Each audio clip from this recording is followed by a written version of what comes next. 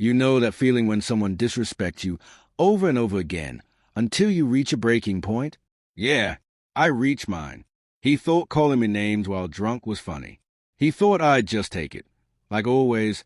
But that night, I decided to become the kind of bitch he kept calling me. And my revenge? Let's just say his beloved PlayStation never played the same again. Microphone hash.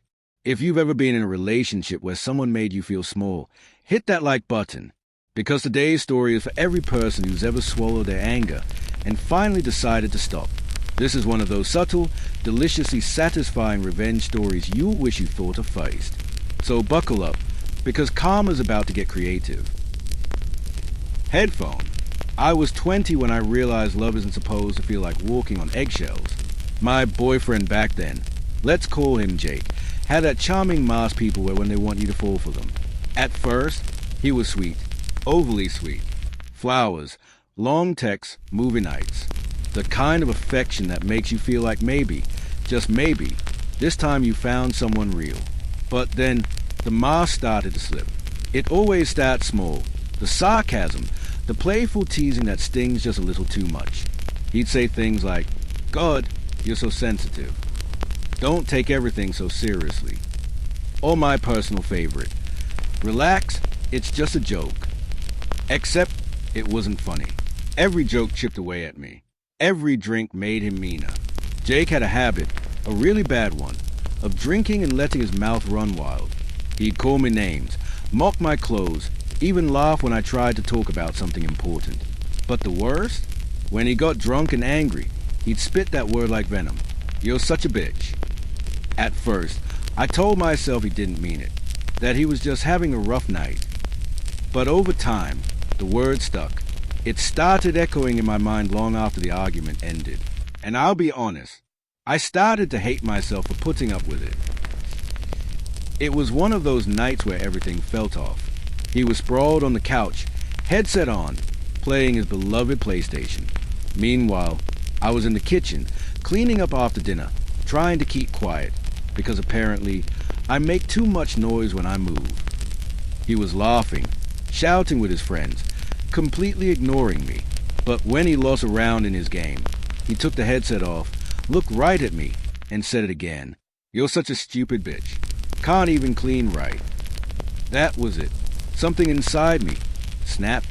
I remember standing there with a dish towel in my hand, shaking, but not from sadness this time. No, this time it was anger. Cold, sharp, quiet anger. I didn't scream. I didn't cry. I just looked at him, smirking at his stupid video game, and thought, "You have no idea who you're messing with." Headphone. Now, Jake loved his PlayStation more than he loved breathing. He'd spend hours on it every night, talking to his friends, competing, trash-talking, like his whole identity was built around it. And that's when I remembered something. We both used the same Wi-Fi network. And since his PlayStation was connected through our shared router, I had access. And my phone? It had the router app installed, a feature we'd use once to reset the internet when it lagged during Netflix. So I did what any bitch would do. I opened that app, found his PlayStation device ID, and tapped disconnect. Click. Simple. Silent. Perfect. Headphone. At first, I wasn't expecting much. I figured he'd just reconnected. But when I peeked around the corner, oh, it was beautiful. He froze mid-game. Headset off, confusion all over his face. What the hell? He started troubleshooting, unplugging cords, checking the router lights, sighing, swearing. Meanwhile, the internet on his phone was working perfectly. He reset everything, waited, reconnected. Finally, he sighed in relief, back to gaming. And that's when I hit disconnect again. Bam! Another disconnect. Another meltdown. I bit my lip, trying not to laugh. It was like watching karma come alive, one Wi-Fi cut at a time. This became my little secret routine.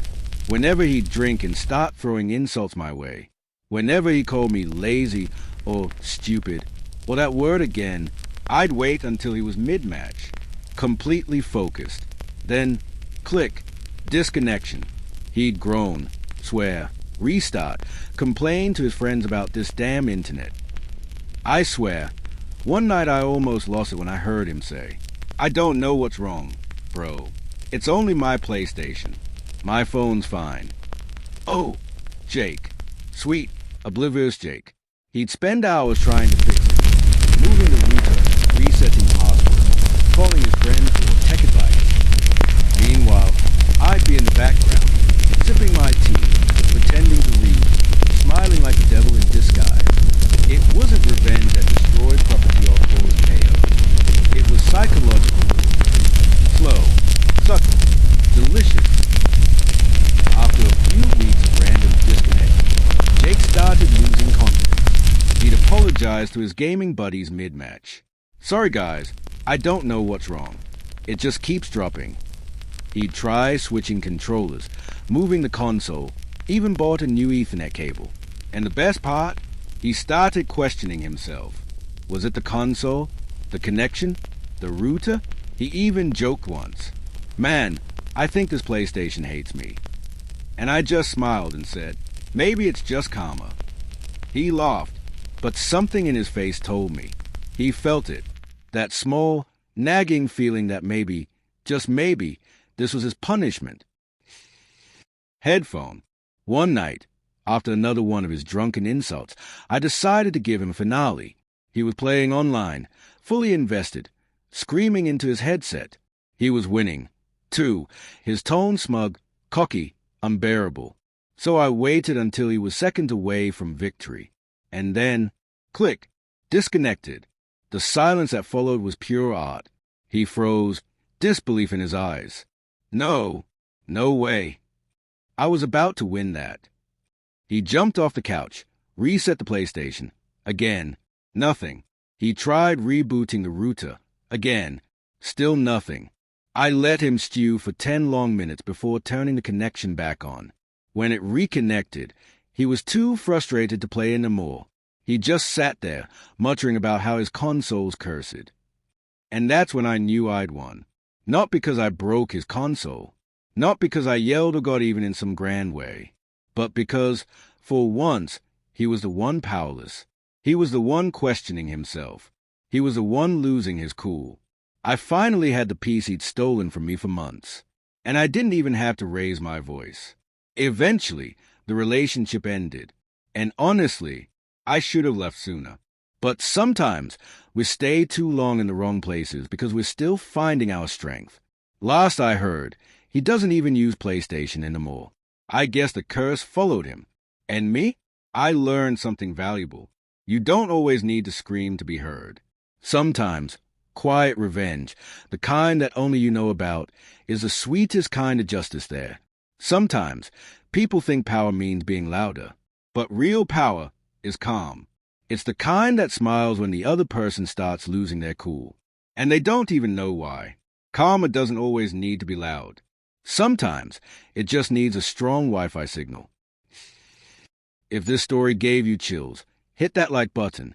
Tell me in the comments, what's the pettiest or most satisfying revenge?